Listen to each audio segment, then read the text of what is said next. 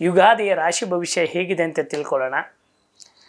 ನೋಡಿ, ಮೇಷರಾಶಿಯವರಿಗೆ ಯುಗಾದಿ ಭವಿಷ್ಯದಲ್ಲಿ ವಿಶೇಷವಾಗಿರ್ತಕ್ಕಂಥದ್ದು ಏನಪ್ಪ ಅಂತಂದರೆ, ಒಂದು ರಾಶಿಯ ಹಿಂಭಾಗಕ್ಕೆ ಬಂದಾಗ, ಮೀನ ರಾಶಿಗೆ ಬಂದಾಗ ಮೇಷರಾಶಿಯವರಿಗೆ 7ರ ಆ ಪರಮಾತ್ಮ ಅಂತ ಶನಿದೇವರ ಕಾಟ ಅಂತ ಹೇಳಬಾರ್ದು, ಆದರೆ ಶನಿದೇವರ ನಮಗೆ ಬುದ್ಧಿ ಕಲಿಸ್ತಕ್ಕಂಥ ಸಮಯ ಅಂತ ಹೇಳ್ಬೋದು.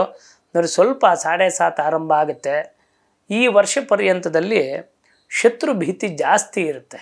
ಯಾಕೆಂದರೆ ನೋಡಿ, ಮೇಷರಾಶಿಯವರಿಗೆ 12ರಲ್ಲಿ ಶುಕ್ರನ ಬಂದಾಗ ಮೆಚ್ಚಿದ ಸ್ತ್ರೀಯಿಂದ ತ್ಯಜಿಸಲ್ಪಡುತ್ತಾನೆ. ಪ್ರೀತಿ ಪ್ರೇಮದ ವಿಚಾರದಲ್ಲಿ ಸ್ವಲ್ಪ ಮೇಷರಾಶಿಯವರು ಅಶ್ವಿನಿ ಭರಣಿ ಕೃತಿಕಾ ನಕ್ಷತ್ರ ಎಚ್ಚರಿಕೆಯಿಂದ ಇರಬೇಕು.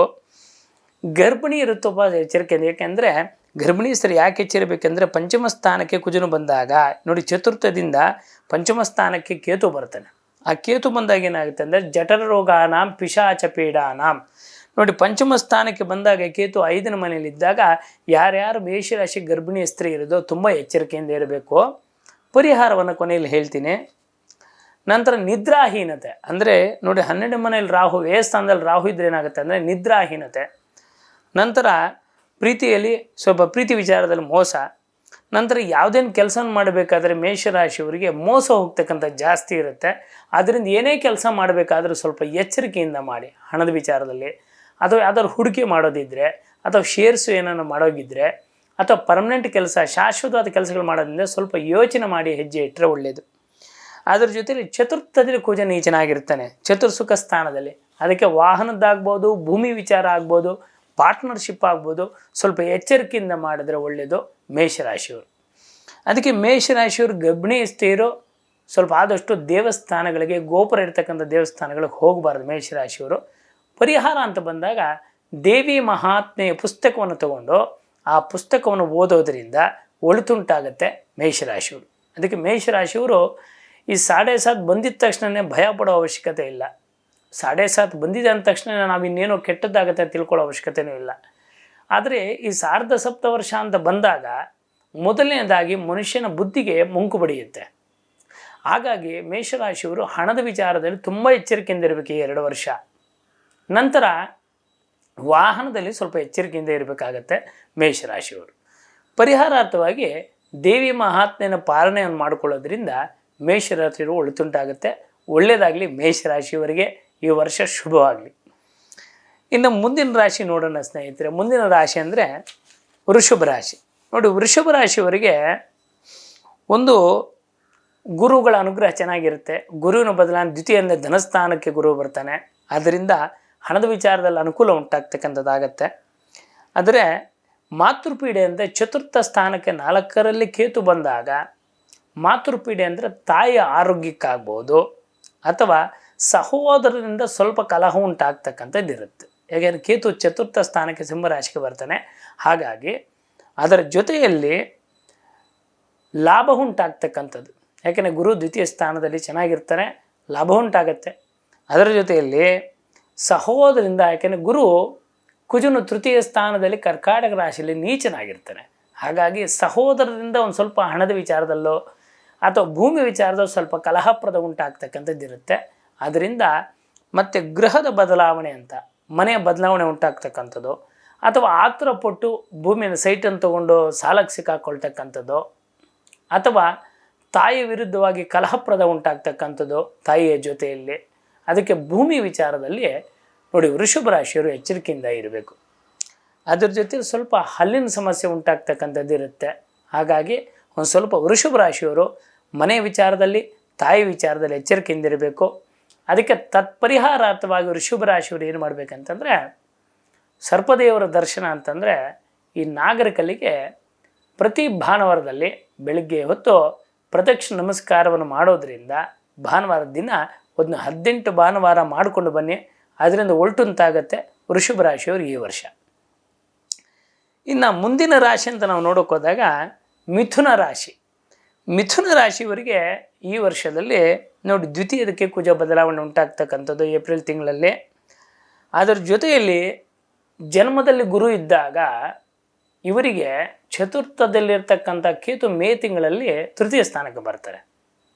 ಹಾಗಾಗಿ ಮಿಥುನ ರಾಶಿಯವರಿಗೆ ಆರಿದ್ರ ಮೃಗಶಿರ ಪುನರ್ವಸು ನಕ್ಷತ್ರ ಮಿಥುನ ರಾಶಿಯವರಿಗೆ ಮುಖ್ಯವಾಗಿ ಸ್ಥಾನ ಪಲ್ಲಟ ಅಂದ್ರೇನು, ಉದ್ಯೋಗ ನಿಮಿತ್ತದಲ್ಲಿ ಸ್ಥಾನ ಪಲ್ಲಟ ಅಂದರೆ ಬೇರೆ ಜಾಬ್ ಆಗ್ಬೋದು, ಅಥವಾ ಮನಸ್ತಾಪ ಉಂಟಾಗ್ತಕ್ಕಂಥ ಜಾಸ್ತಿ ಇರುತ್ತೆ. ಯಾಕೆಂದರೆ ದ್ವಿತೀಯದಲ್ಲಿ ವಾಕ್ಸ್ಥಾನದಲ್ಲಿ ಕುಜನು ಬಂದಾಗ ವಿನಾಕಾರಣವಾಗಿ ಜಗಳ ಉಂಟಾಗ್ತಕ್ಕಂಥದ್ದು. ಹಾಗಾಗಿ ಸ್ವಲ್ಪ ಆರಿದ್ರ ನಕ್ಷತ್ರದವ್ರು ತುಂಬ ತಾಳ್ಮೆಯಿಂದ ಇರಬೇಕು. ಕೋಪದಿಂದ ಕೆಲಸ ಹಾನಿ ಆಗ್ತಕ್ಕಂಥದ್ದು ಇರುತ್ತೆ. ಕೊಬ್ಬಿನಿಂದ ಬರತಕ್ಕಂಥ ರೋಗ ಅಂತಾರೆ, ಕೊಲೆಸ್ಟ್ರಾಲ್ ಆಗ್ಬೋದು, ಅಸಿಡಿಟಿ ಆಗ್ಬೋದು, ಅಲ್ಸರ್ ಆಗ್ಬೋದು, ಈ ಥರ ಹೊಟ್ಟೆಗೆ ಸಂಬಂಧಪಟ್ಟಿದ್ದು ಒಂದು ಸ್ವಲ್ಪ ಉಲ್ಬಣ ಆಗ್ತಕ್ಕಂಥದ್ದು ಇರುತ್ತೆ. ಅದಕ್ಕೆ ಆರೋಗ್ಯವನ್ನು ಎಚ್ಚರಿಕೆಯಿಂದ ನೋಡ್ಕೊಳ್ಳಿ. ಭೂವಿವಾದ ಅಂತ ಹೇಳ್ತಾರೆ ನೋಡಿ, ಚತುರ್ಥದಲ್ಲಿ ಮಾತೃಸ್ಥಾನದಲ್ಲಿ ಕೇತು ಇದ್ದಾಗ ವಿನಾಕಾರಣವಾಗಿ ತಾಯಿ ವಿಚಾರದಲ್ಲಿ ವಾದವಿವಾದಗಳು ಜಾಸ್ತಿ ಆಗುತ್ತೆ. ಅದಕ್ಕೆ ಎಲ್ಲವೂ ಮಾತಿನಿಂದ ಮನೆ ಕೆಡಿತು ಅಂತ ಹೇಳ್ತಾರೆ. ಮಿಥುನ ರಾಶಿಯವರು ಒಂದು ಸ್ವಲ್ಪ ಮಾತಿನಲ್ಲಿ ಎಚ್ಚರಿಕೆ ಇದ್ದರೆ ಒಳ್ಳೆಯದು. ಹಾಗಾಗಿ ಕುಜದೋಷವಿರೋದರಿಂದ ಸರ್ಪ ದರ್ಶನವನ್ನು, ಕುಕ್ಕೆ ಸುಬ್ರಹ್ಮಣ್ಯ ದರ್ಶನವನ್ನು ಈ ವರ್ಷದಲ್ಲಿ 1 ಬಾರಿ ಅಥವಾ 2 ಬಾರಿ ದರ್ಶನ ಮಾಡ್ಕೊಂಬನ್ನಿ.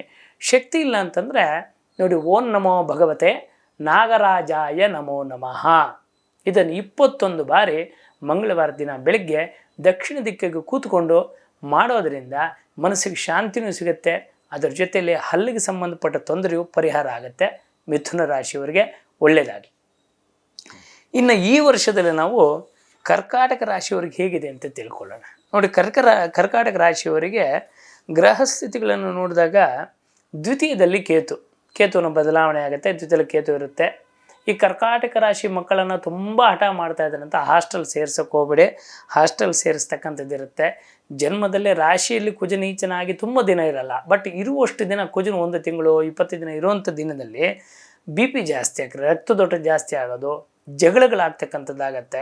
ಅಷ್ಟಮ ಶನಿ ಕಂಪ್ಲೀಟ್ ಆಗ್ತಾ ಇದೆ, ಆದರೂ ಕೂಡ ಒಂದು ಸ್ವಲ್ಪ ಮನಸ್ತಾಪಗಳು ಜಾಸ್ತಿ ಆಗುತ್ತೆ.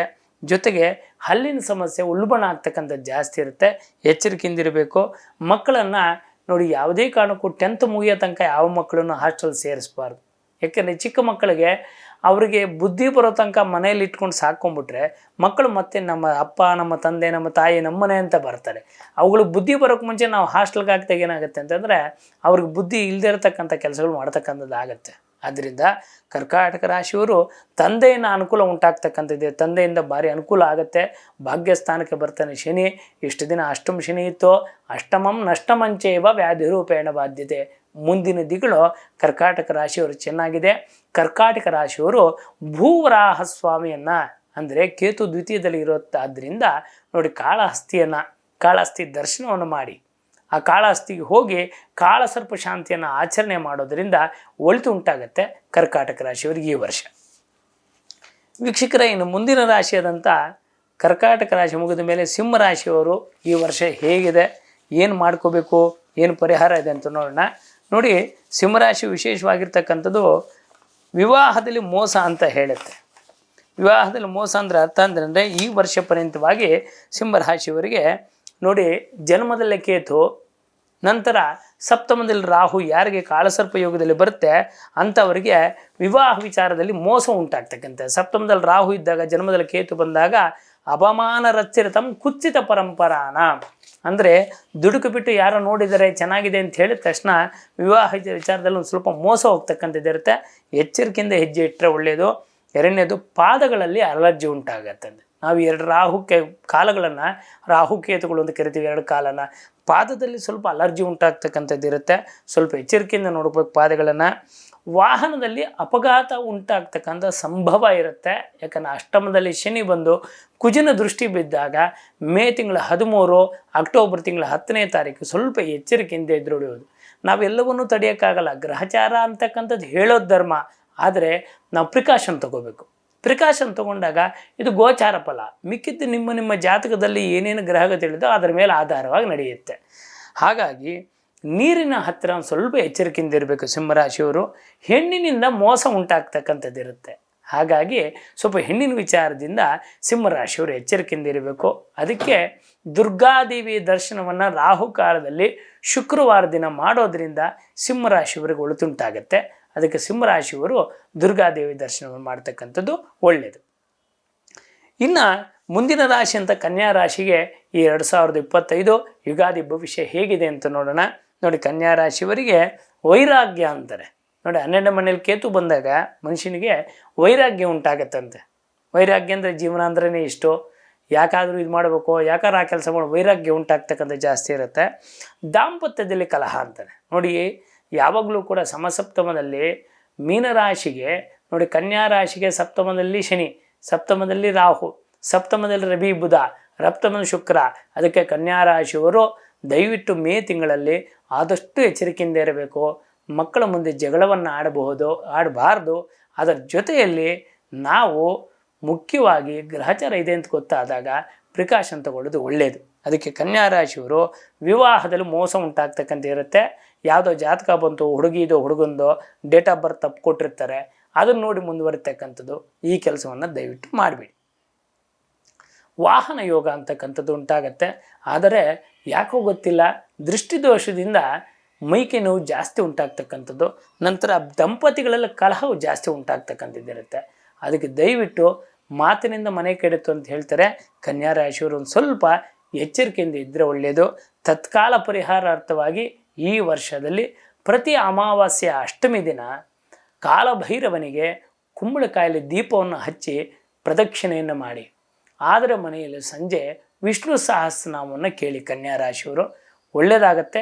ಶುಭವಾಗಲಿ. 2025 ಯುಗಾದಿಯಿಂದ ಒಳ್ಳೆಯ ದಿನಗಳು ಉಂಟಾಗಲಿ ನಿಮಗೆ ಕನ್ಯಾ ರಾಶಿಯವರಿಗೆ.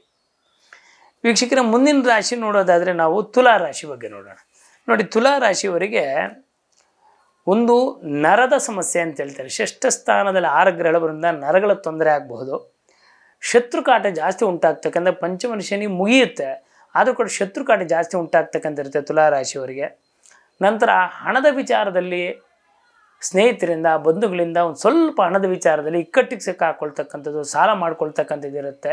ಈಗ ನೀವು ಅನುಭವಿಸ್ತಾ ಇರ್ತಕ್ಕಂಥ ಸಾಲದ ಕಾಟನೇ ಜಾಸ್ತಿ ಇದೆ. ಅದಕ್ಕೆ ಸಾಲದ ವಿಚಾರದ ಎಚ್ಚರಿಕೆಯಿಂದ ಇರಬೇಕು ತುಲಾ ರಾಶಿಯವರು. ವಾಹನದಲ್ಲಿ ತೊಂದರೆ ಉಂಟಾಗ್ತಕ್ಕ ಸಣ್ಣ ಪೆಟ್ಟು ಬೀಳ್ತಕ್ಕಂಥದ್ದು ಇರುತ್ತೆ. ಹಾಗಾಗಿ ವಾಹನದಲ್ಲಿ ಗಮನ ಇಟ್ಕೊಂಡು, ಯಾಕೆಂದರೆ ಕೆಲವರು ಈ ಮೊಬೈಲ್ ನೋಡ್ಕೊಂಡು ಗಾಡಿ ಓಡಿಸ್ತಾ ಇರ್ತಾರೆ. ಅದು ಎಂಥ ಎಮರ್ಜೆನ್ಸಿ ಫೋನೇ ಇರಲಿ, ದಯವಿಟ್ಟು ವೀಕ್ಷಕರೇ ಫೋನನ್ನು ಮಾತ್ರ ಗಾಡಿ ಚಲಾಯಿಸಬೇಕಾದ್ರೆ ಫೋನನ್ನು ಇಟ್ಕೋಬೇಡಿ. ಗಾಡಿ ಡ್ರೈವ್ ಮಾಡಬೇಕಾದ್ರೆ ಇಟ್ಕೊಂಡಾಗ ಏನಾಗುತ್ತೆ ಅಂದರೆ ನಮ್ಮ ಹಿಂದೆ ಬರೋರು ತೊಂದರೆ, ಮುಂದೆ ಇರೋರು ತೊಂದರೆ, ನಿಮಗೂ ತೊಂದರೆ. ಅದರಿಂದ ಎಷ್ಟೇ ಎಮರ್ಜೆನ್ಸಿ ಇದ್ದೋ ಗಾಡಿನ ಸೈಡ್ಗೆ ಹಾಕಿ ಮಾತನಾಡಿ. ತುಲಾ ರಾಶಿಯವರು ಗಾಡಿಯಲ್ಲಿ ಎಚ್ಚರಿಕೆಯಿಂದ ಇರಬೇಕು. ನಂತರ ಅವರ ಮನೇಲಿರ್ತಕ್ಕಂಥ ಹಿರಿಯರೊಬ್ಬರಿಗೆ ಆರೋಗ್ಯಕ್ಕೆ ಸ್ವಲ್ಪ ತೊಂದರೆ ಉಂಟಾಗ್ತಕ್ಕಂಥದ್ದಿರುತ್ತೆ. ಹಿರಿಯರ ಆರೋಗ್ಯದ ಬಗ್ಗೆ ಸ್ವಲ್ಪ ಗಮನ ಹರಿಸಿ. ಹಾಗಾಗಿ ಈ ತುಲಾ ರಾಶಿಯವರು ಈ ವರ್ಷ 2025 ಯುಗಾದಿ ಭವಿಷ್ಯದಲ್ಲಿ ಪರಿಹಾರ ಏನು ಅಂತ ತಿಳ್ಕೊಳ್ಳೋಣ.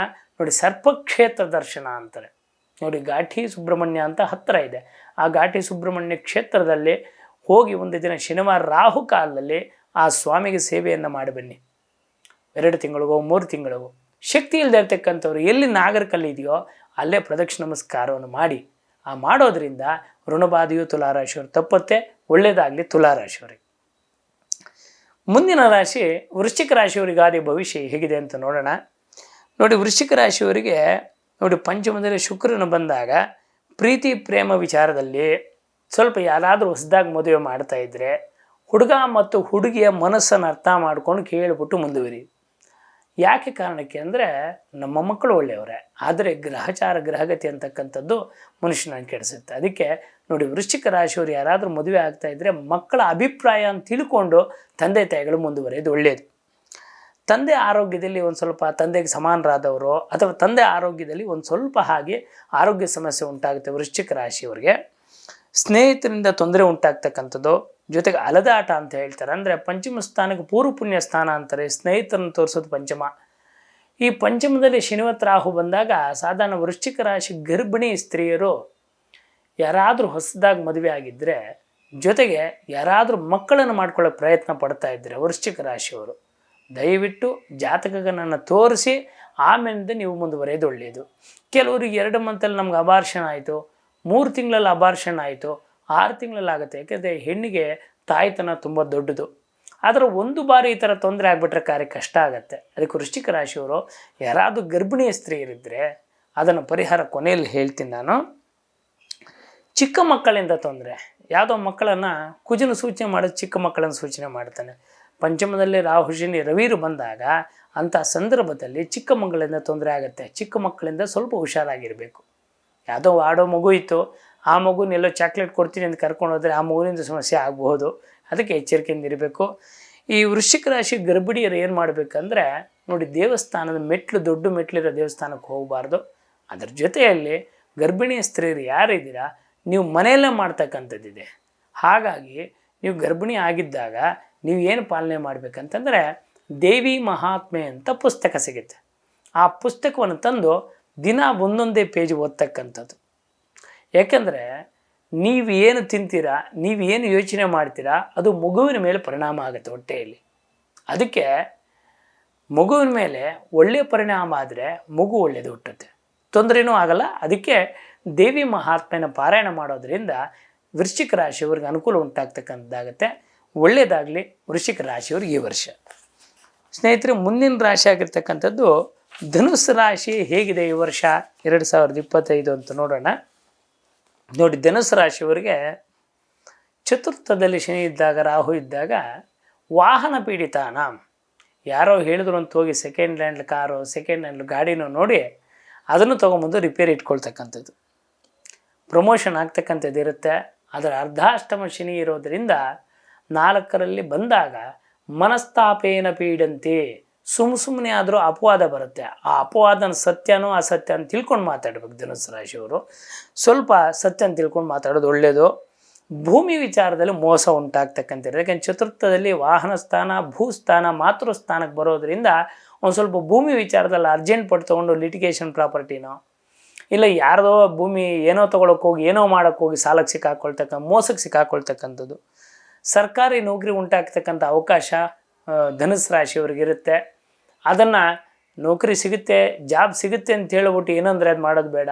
ಆ ಜಾಬ್ ಬಗ್ಗೆ ಕರೆಕ್ಟಾಗಿ ತಿಳ್ಕೊಂಡು ಆಮೇಲೆ ಮುಂದುವರೆದ್ರೆ ಒಳ್ಳೆಯದು.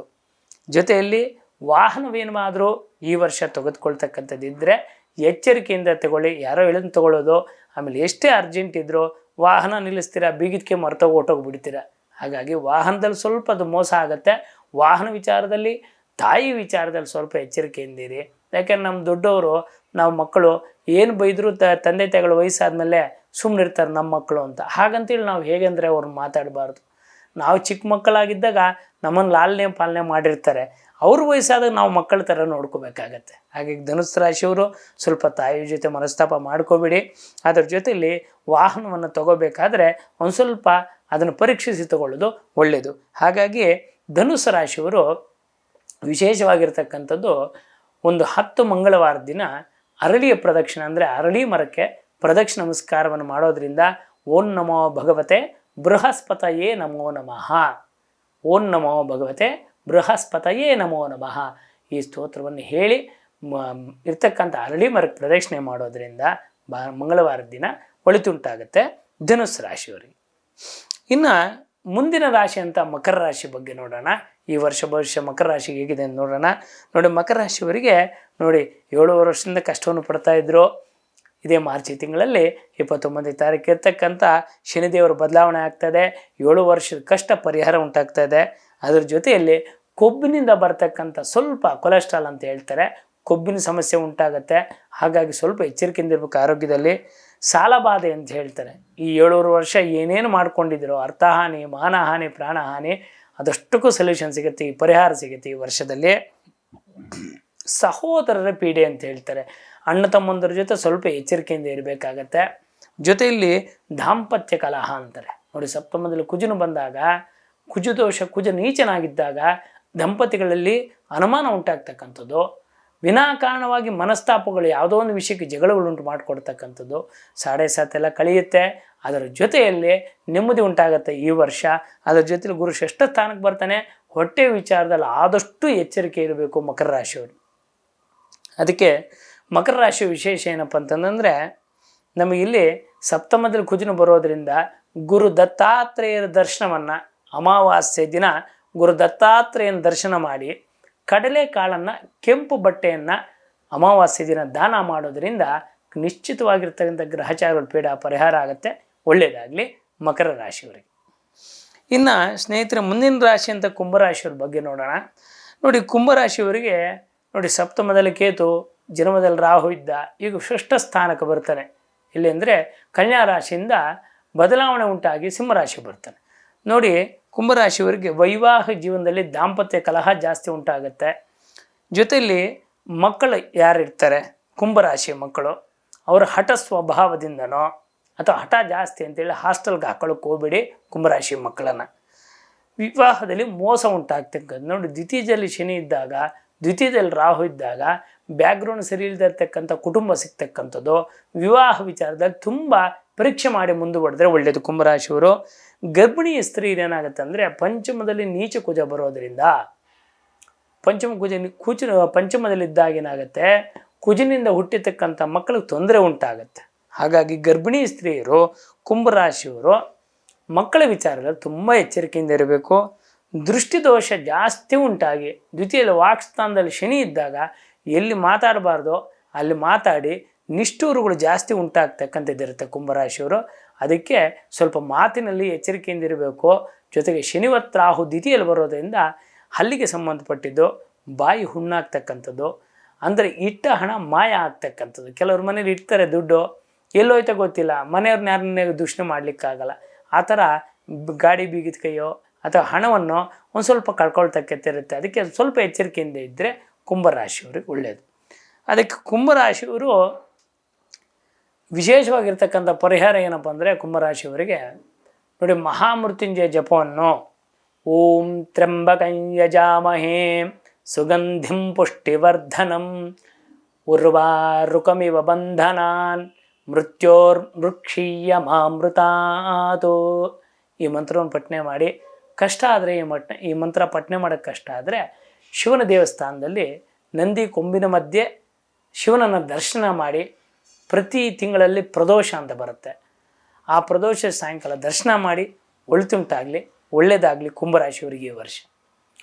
ಇನ್ನು ಕೊನೆಯದಾಗಿ ಮೀನರಾಶಿಯವರಿಗೆ ಹೇಗಿದೆ ಅಂತ ನೋಡೋಣ. ಈ ವರ್ಷ ಮೀನರಾಶಿಯವರಿಗೆ ಕೃತ್ರಿಮ ಅಂತಾರೆ, ಅಂದರೆ ಜನ್ಮದಲ್ಲಿ ಶನಿ ಬಂದಾಗ ನಿತ್ಯ ರೋಗಿ ಅಂತಾರೆ. ಸಪ್ತಮದಲ್ಲಿ ಕೇತು ಇರ್ತಕ್ಕಂಥ ಷಷ್ಠ ಸ್ಥಾನಕ್ಕೆ ಬಂದಾಗ ನನಗೆ ಯಾರೋ ಏನೋ ಮಾಡಿಸ್ಬಿಟ್ಟಿದ್ದಾರೆ, ನನಗೇನೋ ಆಗಿದೆ, ನನಗೇನೋ ತೊಂದರೆ ಆಗ್ತದೆ. ಯಾಕೆ ಜನ್ಮಕ್ಕೆ ಶನಿ ಬಂದಾಗ ಮಾನಹಾನಿ ಅಂತಾರೆ. ಸತ್ಯ ಅಂತ ತಿಳ್ಕೊಳ್ಳದೆ ಮಾತಾಡಿ ಮಾನಹಾನಿ ಉಂಟು ಮಾಡ್ತಕ್ಕಂಥಾಗತ್ತೆ. ಸ್ವಲ್ಪ ಮಾತಿನಲ್ಲಿ ಎಚ್ಚರಿಕೆ ಅಂತ ಇರ್ತಕ್ಕಂಥದ್ದು ಮೀನರಾಶಿಯವ್ರಿಗೆ ಒಳ್ಳೆಯದು. ಸಂತಾನ ಪೀಡೆ ಅಂತಾರೆ. ಪಂಚಮ ಕುಜನ ಬಂದಾಗ 9ನೇ ತಿಂಗಳು ಯಾರು ಗರ್ಭಿಣಿ ಆಗಿರ್ತಾರೆ ಮೀನರಾಶಿಯವರು 1.5 ತಿಂಗಳು ಎಚ್ಚರಿಕೆಯಿಂದ ಇರಬೇಕಾಗುತ್ತೆ. ಮಾಡಿ ಮೆಟ್ಲತ್ರ, ದೇವಸ್ಥಾನದ ಹತ್ರ, ಹಾಗೆ ಗೋಪುರದಲ್ಲಿರ್ತಕ್ಕಂಥ ದೇವಸ್ಥಾನಕ್ಕೆ ಹೋಗಬೇಡಿ ಮೀನರಾಶಿಯವರು. ಅತಿಯಾದಂಥ ಕೋಪದಿಂದ ಸ್ವಲ್ಪ ನಿಷ್ಠೂರುಗಳು ಜಾಸ್ತಿ ಮಾಡ್ಕೊಳ್ತಕ್ಕಂಥದ್ದಾಗತ್ತೆ, ಎಚ್ಚರಿಕೆಯಿಂದ ಇರಬೇಕು. ಹಾಗಾಗಿ ನಿತ್ಯ ರೋಗ, ಮೂರ್ಖತನ ಅಂತ ಕರೀತಾರೆ. ಸಾಧಾರಣವಾಗಿ ರಾಹು ಜನ್ಮದಲ್ಲಿ ಬಂದಾಗ ವೈರಸ್ಸಿಗೆ ಸಂಬಂಧಪಟ್ಟಿದ್ದು, ನರಗ ಸಂಬಂಧಪಟ್ಟಿದ್ದು ತೊಂದರೆ ಉಂಟಾಗ್ತಕ್ಕಂಥದ್ದಿರುತ್ತೆ. ಭ್ರಾಂತಿ ಯೋಗ ಅಂತಾರೆ. ಅಂದರೆ ಜನ್ಮದಲ್ಲಿ ಶನಿ ಬಂದು ರವಿಯಲ್ಲೇ ಪಂಚಕೂಟ ಗ್ರಹಗಳು, ಈ ಬಾರಿ ಷಟ್ಕೂಟ ಗ್ರಹಗಳು 6 ಗ್ರಹಗಳು ಮೇ ತಿಂಗಳಲ್ಲಿ ಮೀನರಾಶಿಗೆ ಬರ್ತಾ ಇದೆ. ಅದಕ್ಕೆ ಸ್ವಲ್ಪ ಎಚ್ಚರಿಕೆಯಿಂದ ಇರಬೇಕು 1 ತಿಂಗಳ ಪರ್ಯಂತ.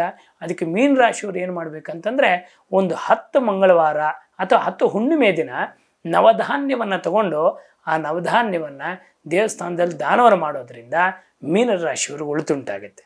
ಹಾಗಾಗಿ 12 ರಾಶಿಗಳು ಕೂಡ ಒಳ್ಳೆಯದಾಗಲಿ, ಶುಭವಾಗಲಿ. ಈ 2025 ಯುಗಾದಿಯಿಂದ ದೇಶ ಸುಭಿಕ್ಷವಾಗಿರಲಿ. 12 ರಾಶಿಗಳು ಕೂಡ ಆ ಭಗವಂತ ಆದಿತ್ಯಾದಿ ನವಗ್ರಹಗಳು ಒಳ್ಳೆಯ ಆರೋಗ್ಯವನ್ನು, ಒಳ್ಳೆಯ ಆಯುಸ್ಸನ್ನು ಕೊಡಲಿ ಅಂತ ಕೇಳ್ಕೊಳ್ತಾ